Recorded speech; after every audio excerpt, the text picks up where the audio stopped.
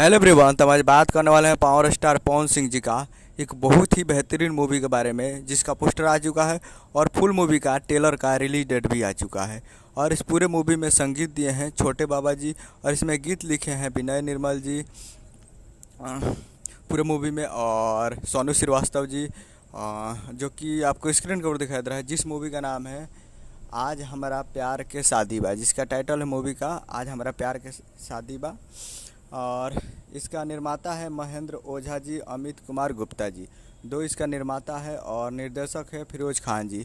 और ये एक बहुत ही बेहतरीन मूवी है और इस मूवी का ट्रेलर को रिलीज़ किया जा रहा है। फुल ट्रेलर रिलीज ऑन 23 अगस्त 2024 को सुबह 7 AM पे ये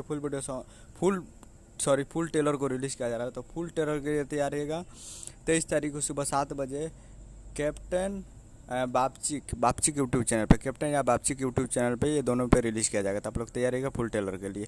यही है वीडियो था, उम्मीद करूँगा वीडियो चलाओ, चैनल को सब्सक्राइब बेल आइकन ताकि ऐसे चैनल यादव जी और पवन सिंह जी के लेटेस्ट मिलाते हैं। वीडियो चलाओ, वीडियो को लाइक कीजिए। मिलते हैं अगले वीडियो में। जय हिंद, जय भोजपुरी।